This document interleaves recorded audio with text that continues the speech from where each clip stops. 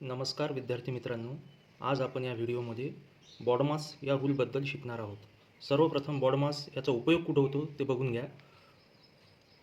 सर्वप्रथम एखाद्या गणितामध्ये जर ब्रॅकेट आला असेल किंवा ॲडिशन असेल, मल्टिप्लिकेशन असेल, सबट्रॅक्शन असेल किंवा मग डिव्हिजन असेल, ह्या चारही पण प्रोसेस 4 ते 5 प्रोसेस एकत्र आल्या असतील तेव्हा बॉडमास या रूलचा उपयोग होतो.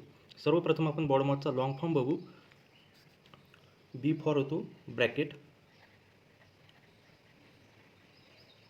ओ फॉर ऑफ, डी फॉर असतो division, M for multiplication, A for addition आणि एस फॉर सबट्रॅक्शन.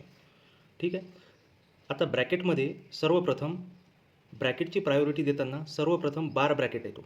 ते लांबलचक साईन मायनसचं साईन जे दिसते ते बार ब्रॅकेटचं साईन आहे. त्यानंतर दुसरा प्रेफरन्स देतो आपण राऊंड ब्रॅकेटला, त्यानंतर तिसरा प्रेफरन्स कर्ली ब्रॅकेटला आणि चौथा प्रेफरन्स देतो आपण स्क्वेअर ब्रॅकेटला. तर बॉडमासच्या रूलचा उपयोग जेव्हा गणितामध्ये ॲडिशन, सबट्रॅक्शन, मल्टिप्लिकेशन, डिव्हिजन आणि वेगवेगळ्या प्रकारचे ब्रॅकेट्स आले असतील तेव्हा त्याची प्राथमिकता ठरवण्यासाठी या रूलचा उपयोग होतो. प्राथमिकता ठरविणे ते आपण उदाहरणाद्वारे एक एक बघूयात. चला तर बॉडमास रूलचं आपण पहिलं एक्झाम्पल बघूया. बघा, हे गणित आहे. याच्यामध्ये 16 + 8 / 4 - 2 × 3.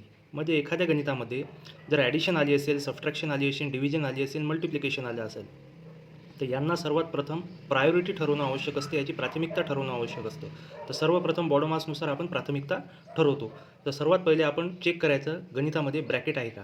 तर गणितामध्ये आपल्या दिलेल्या गणितामध्ये ब्रॅकेट नाही आहे तर मग त्याला वगळून द्या, पुढचं घ्या. पुढे आहे डिव्हिजन, तर सर्वप्रथम आपल्याला डिव्हिजन करावं लागेल. त्यानंतर आहे मल्टिप्लिकेशन, नंतर मल्टिप्लिकेशन, त्यानंतर ॲडिशन आणि त्यानंतर सबट्रॅक्शन. तर सर्वप्रथम आपण डिव्हिजनला पहिला प्रेफरन्स द्यायचा. ठीक आहे. त्यानंतर याला सॉल्व करू आपण. 16 + 8 / 4 म्हटलं म्हणजे 4 × 1 = 4, 4 × 2 = 8, 2 ॲन्सर येते याचं. त्यानंतर बाकीचं जे राहिलेलं गणित आहे तसंच लिहून घ्यायचं, 2 × 3.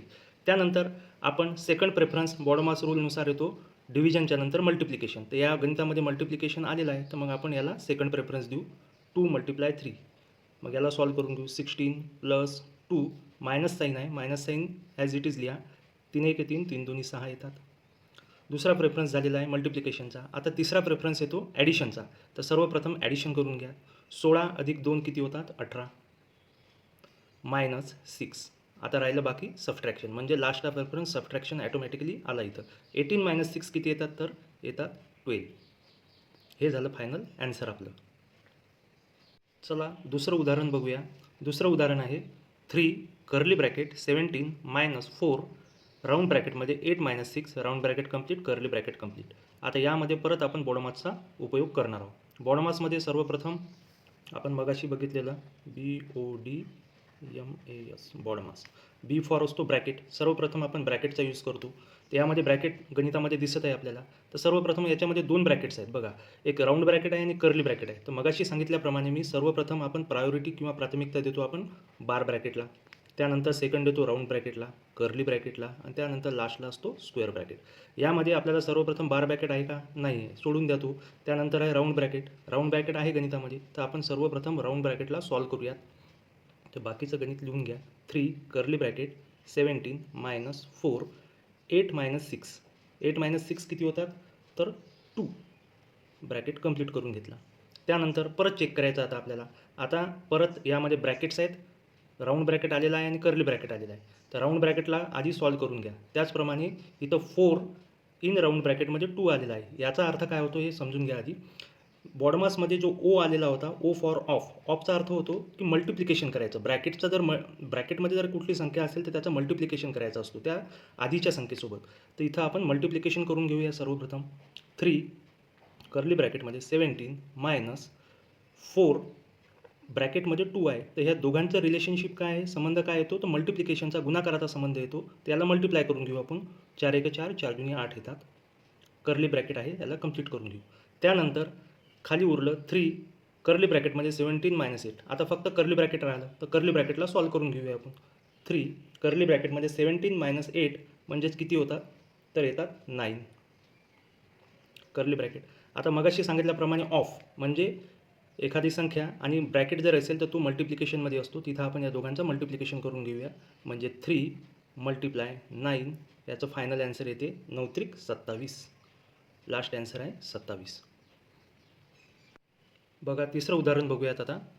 30 मायनस स्क्वेअर ब्रॅकेटमध्ये 26 minus curly bracket 15 plus round ब्रॅकेटमध्ये 8 मायनस 6 मायनस 3 आणि त्याच्यावरती बार दिला आहे. आपण ब्रॅकेट कंप्लीट केले सगळे. ठीक आहे. तर याला सॉल्व करताना सर्वप्रथम आपण बॉडमार्कचा परत रूल लावायचा आहे. यामध्ये काय काय आलेलं आहे, मायनस आलेलं आहे, ॲडिशन आलेली आहे. त्यानंतर मग ब्रॅकेट्स आलेले आहेत. 3 प्रकारचे ब्रॅकेट्स आलेले आहेत. एक राऊंड ब्रॅकेट आहे, कर्ली ब्रॅकेट आहे आणि स्क्वेअर ब्रॅकेट आहे. तर सर्व 4 प्रकारचे आलेले आहेत. एक बार ब्रॅकेट पण याच्यामध्ये इन्व्हॉल्व झालेला आहे. तर सर्वप्रथम आपण मगाशी बॉडमार्क्सप्रमाणे बी फॉर ब्रॅकेट असतो. तर ब्रॅकेटमध्ये सर्वात पहिला प्रेफरन्स मगाशी जो सांगितला होता बारला द्यायचा. म्हणजे सर्वात प्रथम या बार ब्रॅकेटला आपण सॉल्व करून घेऊया. 30 मायनस राऊंड स्क्वेअर ब्रॅकेटमध्ये 26 minus curly bracket 15 plus round bracket 8 minus आता 6 मायनस 3 याला सर्वप्रथम सॉल्व करायचं आहे. 6 मायनस 3 किती येतात 3. Round bracket complete, curly bracket complete, square bracket complete. त्यानंतर सेकंड प्रेफरन्स कशाचा असतो तर राऊंड ब्रॅकेटचा. तर राऊंड ब्रॅकेट आता सेकंड प्रेफरन्समध्ये सॉल्व करूयात आपण. बाकीचं जसेच्या तसंच लिहून घ्यायचं आहे गणित. स्क्वेअर ब्रॅकेटमध्ये 26 मायनस कर्ली 15 प्लस 8 मायनस 3 किती येतात तर 5 आणि कर्ली ब्रॅकेट पूर्ण केलं आणि स्क्वेअर पण पूर्ण केला. ठीक आहे. त्यानंतर आता प्रेफरन्स राहील कर्ली ब्रॅकेटचा. तर कर्ली ब्रॅकेटला सॉल्व करून घेऊयात. बाकीचं जसंच्या तसंच लिहायचं आहे. 26 मायनस कर्ली ब्रॅकेटमध्ये 15 प्लस 5 20 स्क्वेअर पूर्ण केला. ठीक आहे. आता मग राहिलं काय बाकी 30 मायनस स्क्वेअर ब्रॅकेटमध्ये 26 मायनस 20 म्हणजे लास्टला स्क्वेअर ब्रॅकेट उरला. तो स्क्वेअर ब्रॅकेट सॉल्व करून घेऊया. 30 मायनस 26मधून 20 गेले तर राहिले 6. ठीक आहे. मग म्हणजे काय राहिलं फायनल 30 मायनस 6. 30 मायनस 6 किती येतात, ॲन्सर येते 24. चला चौथं उदाहरण बघूया बॉडमार्क्सचं. 18 मायनस राऊंड ब्रॅकेटमध्ये 20 मायनस 15 डिवाइड बाय 3 आणि राऊंड ब्रॅकेट कंप्लीट केलात आपण याचं. तर सर्वप्रथम आपण राऊंड ब्रॅकेट सॉल्व करून घेऊ. ब्रॅकेट सॉल्व करायचा असतो आपल्याला. तर ब्रॅकेटमध्ये याच्यामध्ये 2 दिलेलं आहे. 20 मायनस 15 डिवायडेड बाय 3 म्हणजे 2 फंक्शन्स आहेत. एक सबट्रॅक्शनचं आहे आणि एक डिव्हिजनचं आहे. तर सर्वप्रथम आपण कोणाला प्रेफरन्स देणार आहोत तर डिव्हिजनला प्रेफरन्स देणार आहोत. तर आपण 18 मायनस राऊंड ब्रॅकेटमध्ये 20 मायनस 15 डिवायडेड बाय 3 तर 3 पाची 15 येतात. पहिले सर्वप्रथम आपण डिव्हिजन सॉल्व केली. आता काय राहिलं बाकी फक्त राऊंड ब्रॅकेट राहिला. तर राऊंड ब्रॅकेटमध्ये कुठलं फंक्शन आहे तर सबट्रॅक्शनचं. तर सबट्रॅक्शन करून घेऊया. 18 मायनस 20 मायनस 5 किती होतात तर 15 राईट. 18 मायनस 15 आता शेवटी काय राहिलं 18 मायनस 15 तर 18 मायनस 15 किती राहतात, फायनल ॲन्सर येते 3. अशा प्रकारे आपण बॉडमार्कचे 4 उदाहरणं बघितलेली आहेत. व्हिडिओ आवडला असेल तर नक्की लाईक करा आणि चॅनलला सबस्क्राईब करा. थँक्यू.